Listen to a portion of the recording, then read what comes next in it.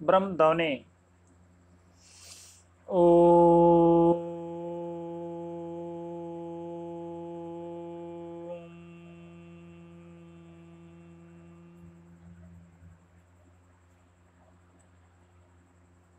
आदर्श शिक्षण समिति बाड़मेर की ओर से संचालित इस शिक्षण सत्र में आप सभी का हार्दिक स्वागत एवं अभिनंदन।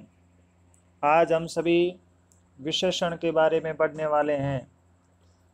आप सभी ने पहले सर्वनाम और संज्ञा के बारे में पढ़ा, उसी से आगे पढ़ेंगे। यहाँ पर हम 4 वाक्य देख रहे हैं। घोड़ा तेज दौड़ता है, काला घोड़ा तेज दौड़ता है, बड़ा घोड़ा तेज दौड़ता है, मोटा घोड़ा तेज दौड़ता है। इन वाक्यों में पहले वाक्य में घोड़े की किसी विशेषता का उल्लेख नहीं हुआ है, परंतु जब काला घोड़ा कहते हैं तो घोड़ों के समूह में काले घोड़े की, बड़ा घोड़ा कहने पर एक विशेष बड़े घोड़े की, मोटा घोड़ा कहने पर विशेष मोटे घोड़े की विशेषता का बोध होता है।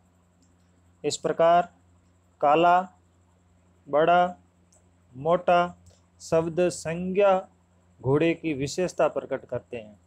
संज्ञा शब्द जो घोड़ा है उसकी विशेषता कौन कौन से शब्द बताते हैं, जैसे काला घोड़ा, बड़ा घोड़ा, मोटा घोड़ा। तो यहाँ संज्ञा शब्द घोड़ा है और उसकी विशेषता क्या है, काला, बड़ा और मोटा। अस्तु, जो संज्ञा अथवा सर्वनाम की विशेषता अर्थात गुण और दोष बताते हैं उन्हें विशेषण कहते हैं। विशेषण यानी विशेषता यानी क्या, गुण और दोष। संज्ञा के गुण और दोष जो बताते हैं उसे हम क्या कहते हैं, विशेषण कहते हैं। विशेषण जिस संज्ञा या सर्वनाम की विशेषता बताते हैं। विशेषण शब्द जो है जिस संज्ञा और सर्वनाम शब्दों की विशेषता बताते हैं। संज्ञा और सर्वनाम शब्द जो है वो विशेष्य है। संज्ञा और सर्वनाम शब्द क्या है, विशेष्य, और इनकी जो विशेषता प्रकट करते हैं वो है विशेषण। जैसे यहाँ पर हम देखें, राम एक सुंदर लड़का है। यहाँ राम संज्ञा है और सुंदर विशेषण है, और लड़का संज्ञा है। ठीक है, तो लड़का जो शब्द है इसकी क्या विशेषता है, सुंदर है। ठीक है, तो सुंदर उसकी विशेषण हुआ, विशेषता प्रकट करने वाला विशेषण। और किसकी विशेषता सुंदर प्रकट कर रहा है, लड़का, और लड़का शब्द क्या है, संज्ञा है, तो लड़का शब्द विशेष्य होगा। ऐसे काली गाय मीठा दूध देती है। यहाँ पर काली गाय, गाय कैसी है, काली, और दूध कैसा है, मीठा है। तो गाय और दूध ये तो है संज्ञा।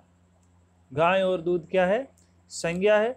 गाय की विशेषता क्या है, काली है, और दूध की विशेषता क्या है, मीठा है।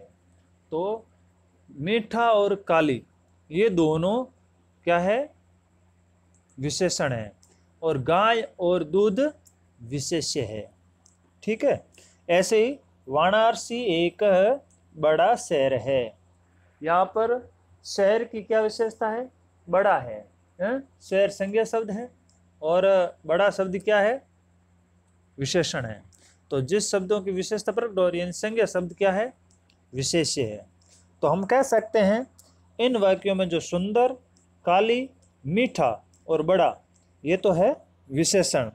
लड़का और दूध, गाय ये शब्द क्या है, विशेष्य है। विशेषण प्राय विशेष्य से पूर्व आता है। विशेषण शब्द है वो किससे पहले आएगा, विशेष्य से पहले आएगा, परंतु कभी कभी विशेषण विशेष्य के बाद भी आता है, और कभी तो विशेष्य से बहुत दूर आता है। जैसे मेरी गाय काली है। गाय क्या है, विशेष्य है, और विशेषण इससे पहले आता है, लेकिन यहाँ पर विशेषण बाद में आया है। ऐसी जो गाय कल आई थी काली है। जैसे गाय, गाय शब्द कितना दूर है देखो, जो गाय यहाँ है, या तो जैसे काली गाय होता या गाय काली, लेकिन यहाँ काली शब्द कितना दूर आया है, अंत में आया है। तो मुख्य रूप से विशेष्य से पहले विशेषण आता है, लेकिन कभी कभी बाद में भी आता है और कभी तो बहुत दूर भी आता है। तो हमने विशेषण की परिभाषा और विशेष्य की परिभाषा पढ़ी, ठीक है। अब हम पढ़ेंगे कि विशेषण के भेद कितने हैं। विशेषण के भेद कितने हैं। विशेषण के मुख्यतः 5 भेद होते हैं। विशेषण कितने तरीके से होता है, 5 भेदों के रूप में विशेषण को बांटा जाता है। गुण से गुणवाचक विशेषण, परिमाण से परिमाणवाचक विशेषण, संख्याओं से संख्यावाचक विशेषण, और व्यक्तियों से व्यक्तिवाचक विशेषण, और सार्वनाम से सार्वनामिक विशेषण। ठीक है। पहला है गुणवाचक विशेषण। जो विशेषण संज्ञा अथवा सर्वनाम के गुणों को प्रकट करते हैं। नाम से स्पष्ट है कि गुणवाचक है तो गुण प्रकट करेंगे, उन्हें गुणवाचक विशेषण कहते हैं। गुणवाचक विशेषण विशेष्य के गुण, गुण में क्या आता है, गुण, रूप, रंग, आकार, स्थान, दशा और स्वभाव आदि का बोध कराते हैं। जितने भी भाव है उनका भी बोध करवाते हैं। विशेष्य के साथ यदि आपको पता करना है कि विशेषण कौन सा है, तो विशेष्य के साथ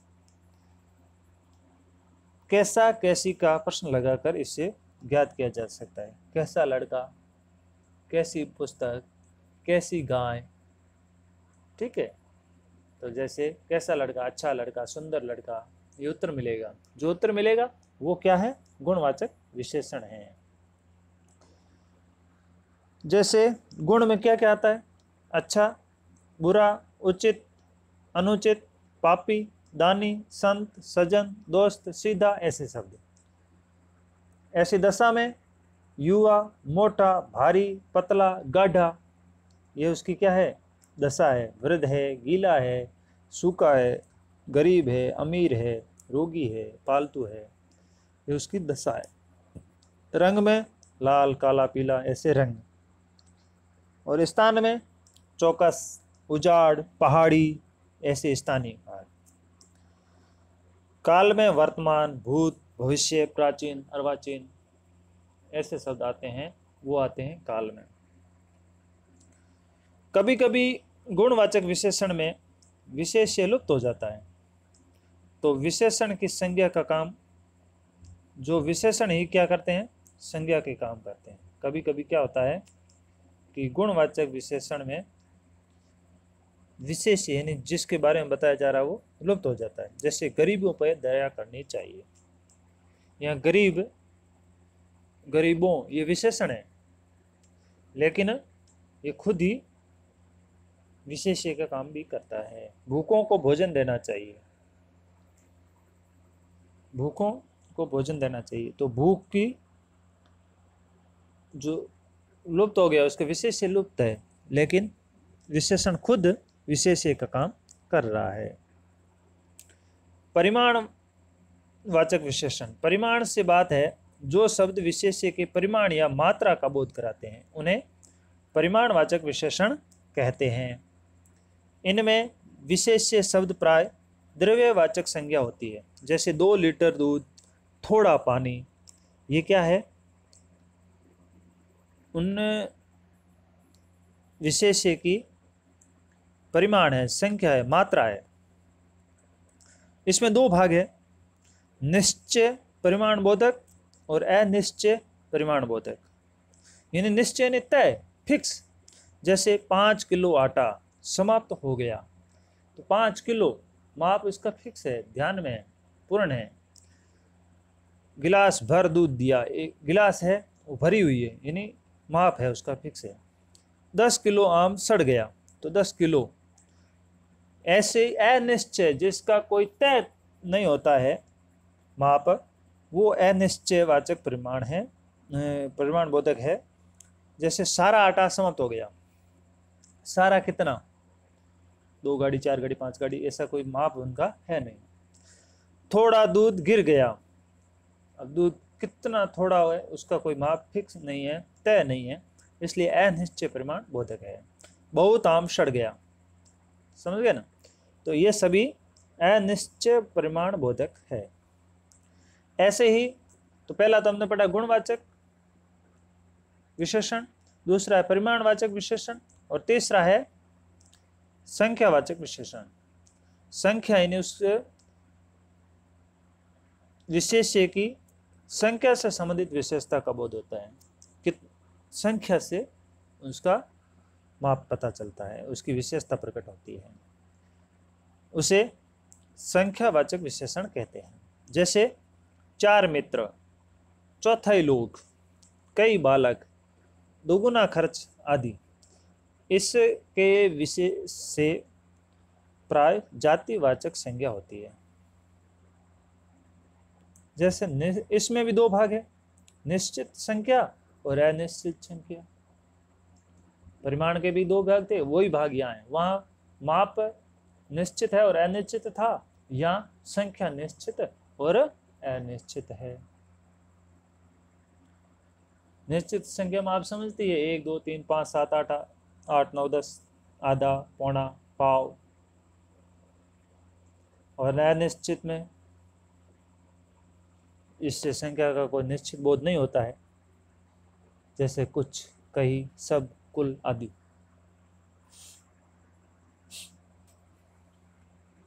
सार्वनामिक विशेषण, जो सर्वनाम संज्ञा के विशेषण रूप में प्रयुक्त होते हैं उन्हें सार्वनामिक या निर्देशक विशेषण कहते हैं। निर्देशक विशेषण प्राय सर्वनाम हुआ करते हैं, जैसे वह नौकर, ये फल, वे बेल, कोई लड़का, ये बिल्ली आदि ऐसे शब्द होते हैं, वो सार्वनामिक विशेषण हैं। सर्वनाम तथा सार्वनामिक विशेषण में अंतर यह है कि सर्वनाम अकेला प्रयुक्त होता है और सार्वनामिक विशेषण संज्ञा के पहले प्रयुक्त होता है। जैसे सर्वनाम यह मेरा है और सार्वनामिक विशेषण यह कुत्ता मेरा है। व्यक्तिवाचक विशेषण, जो विशेषण व्यक्तिवाचक संज्ञा से बनते हैं उन्हें व्यक्तिवाचक विशेषण कहते हैं। जैसे भारत से भारतीय, बनारस से बनारसी, जौनपुर से जौनपुरी, ये सभी क्या है, व्यक्तिवाचक विशेषण है। व्यक्तिवाचक विशेषण में क्या हुआ, व्यक्तिवाचक संज्ञा से बनने वाले विशेषण शब्द, वो है व्यक्तिवाचक विशेषण।